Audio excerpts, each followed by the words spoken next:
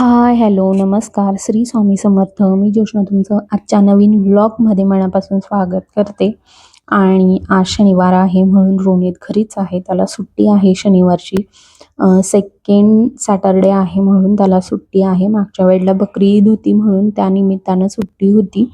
पण आता पुढच्या शनिवारी नक्कीच त्याची शाळा राहील. तिसरा शनिवार असेल म्हणून. आणि चहा वगैरे केला होता आणि इथं रोनितला ना खीरपुडी झाली होती. अगेन पुण्यामध्ये काय म्हणता मला माहीत नाही. तर आमच्याकडे तरी खीरपुडी म्हणतात. तर त्याला डोळ्याला खीरपुडी झालेली होती आणि तो बघत होता. सकाळी उठल्यावर ना आदल्या दिवशी थोडीशी कमी होती, पण सकाळी उठल्यावर बघितलं तर बऱ्यापैकी मोठी झालेली होती. मग मी ती बघत होती. तर इथे चहा वगैरे ठेवला होता आणि सकाळी दूध घ्यायला गेले मिस्टर. मग येताना तिकडनं ना खारीक वगैरे घेऊन आले होते चहाबरोबर खाण्यासाठी. तर मग मी चहा खारी एन्जॉय करत होतो इथे. आणि त्यानंतर ना लगेच मी स्वयंपाकाला लागले. उठल्या उठल्या मी आधी सगळं आवरून घेतलं होतं. चहा करण्याआधी पूजा वगैरे झालेली होती सगळी आणि त्यानंतर मग चहा केला होता. कारण रोनित आणि ते उठलेले नव्हते, तर त्याच्या आधीच माझं आवरून झालं होतं. आणि चहा पिऊन मग लगेच मी स्वयंपाकाला लागले. आज मी ना शेवची मसाला भाजी करणार होती आणि ही रेडीमेड शेव नाही, जी घरी बनवतो आपण ती शेव, त्या शेवची मी भाजी करणार होती आज.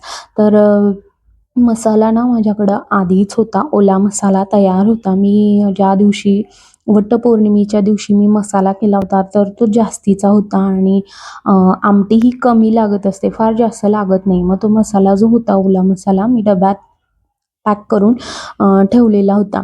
आणि आज ना मला बाहेर पण जायचं होतं थोडं. का ते पुढे तुम्हाला कळेलच की का बाहेर जायचं होतं. म्हणून मग मी इथं पटपट आवरून घेत होती, स्वयंपाक करत होती. आणि जो मसाला मी बनवलेला होता ना, तो आपला नॉर्मलच कांदा वगैरे भाजून, खोबरं भाजून घेतलेलं होतं आणि त्याला छान भाजल्यानंतर त्यामध्ये लसूण, जिरं अशी पेस्ट करून घेतलेली होती. आणि मी त्यात मसाला पण घालून ठेवलेला होता. म्हणजे जेव्हा मी ती पेस्ट केली ना, त्यातच गरम मसाला जो येतो आपला, तो गरम मसाला, लाल तिखट त्या मसाल्यामध्येच मी आधीच घालून ठेवलेलं होतं आणि तशीच पेस्ट करून ठेवली होती. मग इथे मला फार काही करायची गरज पडली नाही. डायरेक्ट तेल टाकलं 2-3 पळ्या आणि त्यावर छान मसाला भाजून घेतला. आणि जी बेसन पीठ होतं, शेव त्यात करायची होती मला. तर त्या बेसन पीठमध्ये काही नाही, फक्त बेसन पीठ, मीठ, थोडं तिखट आणि हळद घातलेलं होतं आणि त्याची शेव मी इथे पाडून घेत होती. तर ही शेव ना मसाल्याच्या भाजीतही अशीही छान लागते.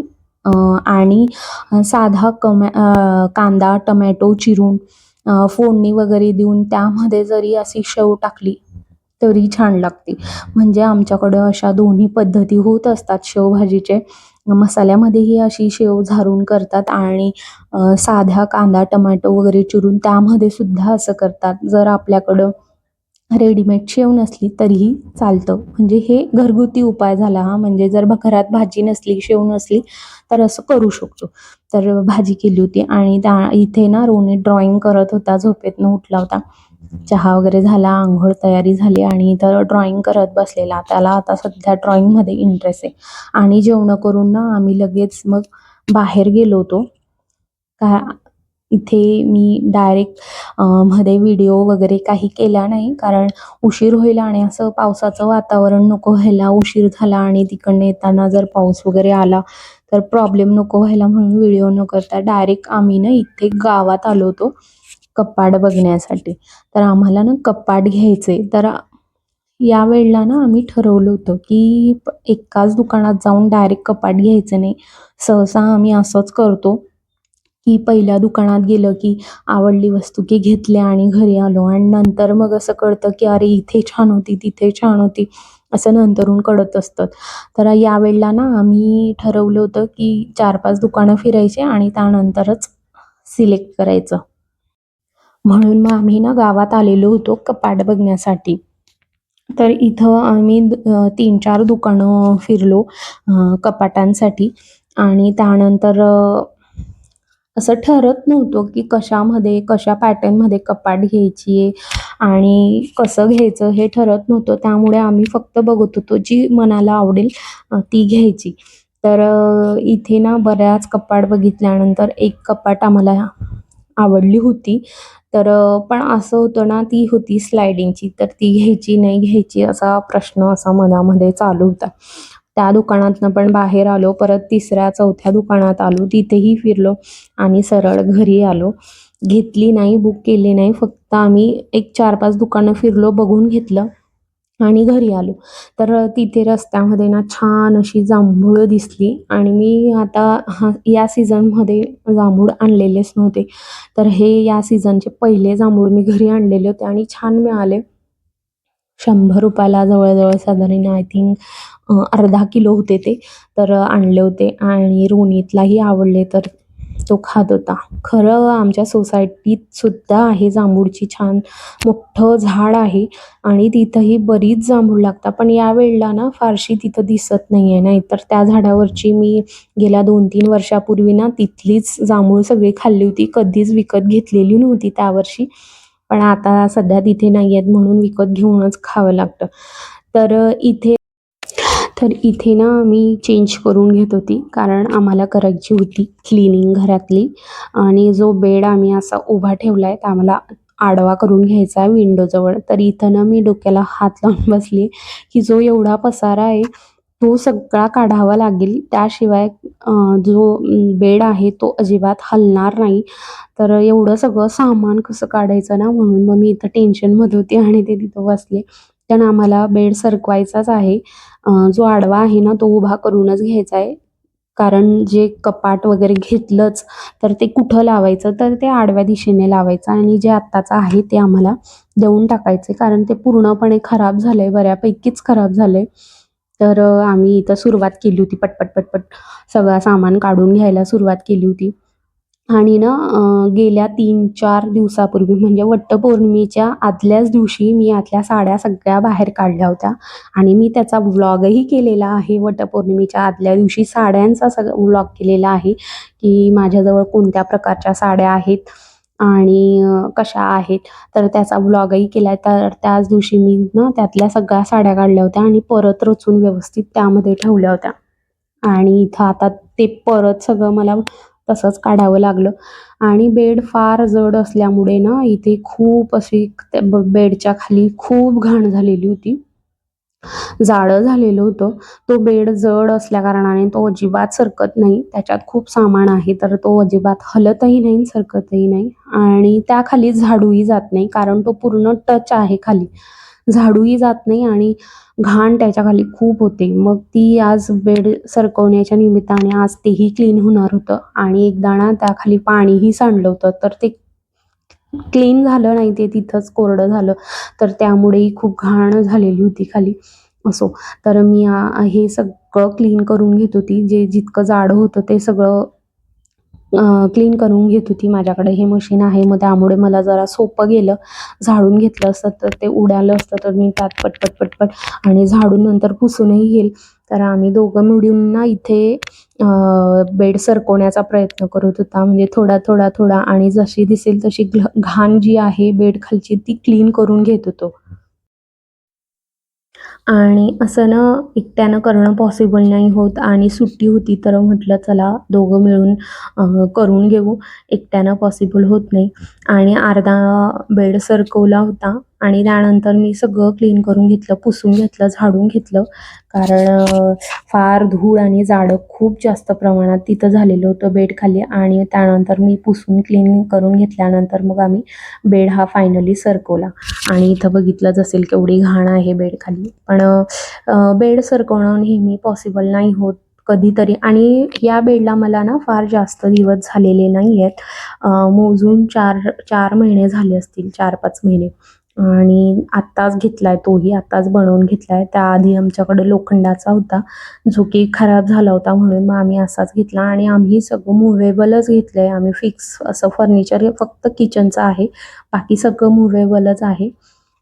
तर इथे ना बेड सरकवून घेतला पूर्णपणे. सगळी घाण क्लीन करून घेतली आणि नंतर मग सगळा जितकाही सामान काढून ठेवलाय बेडमधून तो परत ठेवायचा होता. जेवढा सामान काढलाय तेवढा सगळा परत रचून ठेवायचा होता.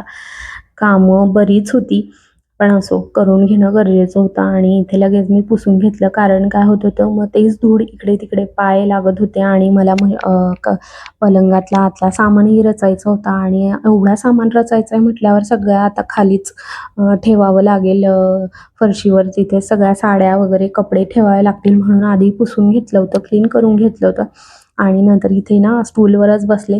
खाली बसून सामान ठेवता आला नसता, मग छोटा स्टूल होता तर मग त्यावर बसून रचत होते. पण नंतर ना आतला सामान भरता येत नव्हता म्हणून मग आतच बसले डायरेक्ट आणि सगळं रचून घेत होती. आणि खूप गरम होत होतं, इतकं गरम होत होतं, बाहेर अजिबात ऊन नव्हतं. तुम्हाला असं दिसत असेल, चमकत असेल, पण ऊन अजिबात नव्हतं. पाऊस अजिबात नव्हता, वाराही नव्हता. त्यामुळे ना दमट असं वातावरण झालं होतं आणि मी पलंगाच्या आत बसले खरं होते, पण एवढा घाम आणि चालू होता आणि इतकं गरम होत होतं आणि फॅन पण फुल केलेला होता कारण क्लीन करून झालं होतं. यांना म्हटलं पटकन मोठा फॅन करा, पण ते ना वरचं बेडची वरची जी पाटी होती ना ती आडवी असल्या कारणाने हवाही लागत नव्हती. असो, तर मी तसंच मग ते क्लीन वगैरे करून घेतलं. जे लागणारं सामान होतं ते जवळजवळ ठेवलं आणि जे लागत नाही खूप दिवस तसंच असतं तर ते मी कोपऱ्याला ठेवून देत होती. तर आणि खूप साड्या वगैरे सगळं पसारणं मी बेडमध्येच सगळं सामान ठेवलं आहे. कारण बाहेर जास्त ठेवला जात नाही. बाहेर जे कपाटीमध्ये रेग्युलर कपडे असतात, रोनीचे रेग्युलर कपडे, बाहेर जाण्याचे कपडे किंवा माझे रेग्युलर रोज वापरायचे वेगळे, बाहेर जाता येतानाचे वेगळे, यांचे ऑफिसचे वेगळे, घरचे वेगळे. तर असे कपडे कपडे करत ना कपाट त्यानंच फुल भरलंय आणि साड्या वगैरे एक्स्ट्रा सामान ठेवायला अजिबात जागा नाही. त्यामुळे मग साड्या वगैरे सगळ्या त्या बेडमध्येच ठेवून द्यावं लागतं आणि बेडमध्येच सगळं सामान ठेवत असते बऱ्यापैकी. शेवटी मी तुम्हाला दाखवेलच की बेडमध्ये अजिबात जागा नाही आहे. जर चुकून एक्स्ट्रा सामान काही घेतला आणि तो जर ठेवायचा म्हटला बेडमध्ये तर अजिबात जागा राहणार नाही. असो, आणि बेडची जी साईज आहे ना त्यामुळे काय होतं की रोनित आणि रोनीचे पप्पा वरती बेडवर झोपता आणि मला खाली गादी वगैरे एक्स्ट्राची टाकावी लागते आणि मग तिथं मी झोपते किंवा मग मी आणि रोनित कधीतरी वर असतो, हे खाली गादीवर झोपतात. तर जे एक्स्ट्राचं अंथरूण असतं तर ते नेहमी आम्हाला वर रोजच लागत असतं आणि ते रोज रोज ठेवणार कुठं. म्हणून ज्या कोट्या आहेत माझ्याकडं इथे तुम्हाला दिसत असेल आणि आधीही तुम्हाला आधीच्या ब्लॉगमध्येही तुम्ही बेडरूममधलं बघितलंच असणार की समोर एक ड्रम आहे आणि तिथं 2 कोट्या ठेवलेल्या असतात आणि त्यावर अंथरूण ठेवलेलं असतं. तर ते अंथरूण ठेवायला ना जागा अजिबात नाही आहे. कारण पुढचा बेडही तसाच फुल भरलेला आहे, गाद्या लागत असतात. तर जे रोज लागणारं अंथरूण असतं ते असंच मला वरती बाहेर ठेवावं लागतं. या पलंगात सुद्धा जागा नाही आहेत की रोज त्यातनं काढून आपण ठेवू शकतो परत, तर त्यात जागा नाही आहे म्हणून मग ते समोरच असं असतं कोट्यांवर ठेवलेलं. आणि जो ड्रम आहे त्यात पण असाच सामान आहे, छोटा मोठा लागत असतो काही ना काही, बॅग्स वगैरे जे आहे ते सामान. आणि इथं बघा बेड माझा फुल भरलेला आहे आणि त्यामध्ये जर एक्स्ट्रा सामान आणला तर अजिबात मी ठेवू शकत नाही. जी त्याच्यामध्ये एक लाल कलरची बॅग होती तीही मी बाहेर काढून टाकली. सामान जास्तीचा बसला पाहिजे, बॅग जास्त सामान घेत होती तर बॅगही बाहेर काढली. आणि इथेच ना मी आधीच झाडूने ना धूळ भिंतीवर ना धूळ पटकन बसते, या भिंतींवर अशी दिसते, वरच्यावर दिसते ती. तर मी आधी झटकून घेतली होती पण नंतर ना पुसून घेतली. जर झटकून घेतली ना तर पुढच्या 4-5 दिवसात त्या भिंतींवर परत धूळ दिसायला लागते. आता पाऊस सुरू आहे त्यामुळे फार काही जास्त लवकर खराब होणार नाही, पण उन्हाळ्यात असंच होत होतं. झटकून घेतल्यानंतर सुद्धाच धूळ तेवढीच होत होती. आणि इथे ना बेडरूमचं मी आवरलंच होतं तेवढ्यात हॉलमध्येही यांनी बेड काढला होता. कारण एक गादी एक्स्ट्रा बाहेर काढलेली होती 2-4 दिवसापूर्वी, तर ती बाहेरच होती. तर तिलाही आज ठेवायचं होतं. म्हटलं मग आज बेडरूमचं क्लीन केलंच आहे तर हॉलमधला बेडही क्लीन करून घेऊ.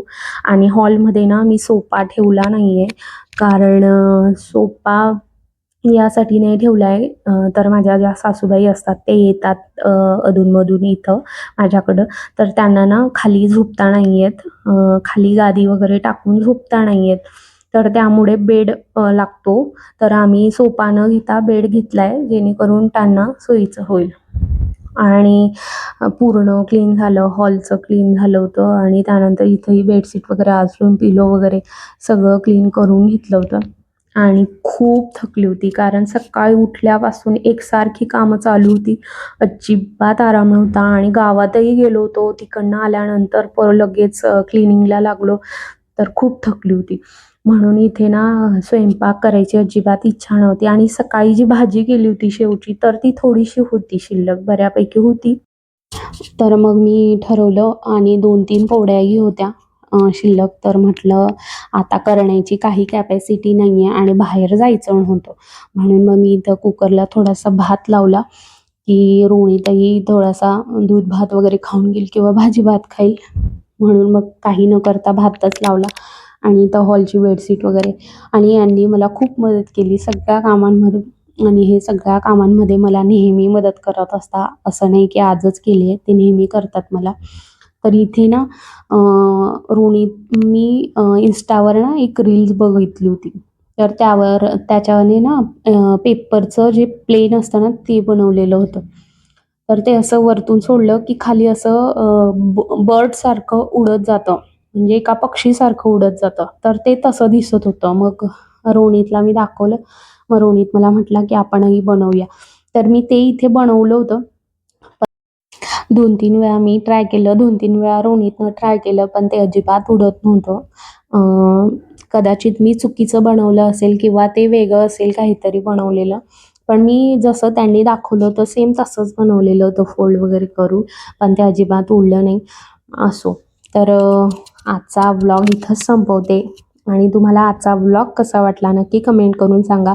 लाईक, शेअर, सबस्क्राईब करायला विसरू नका.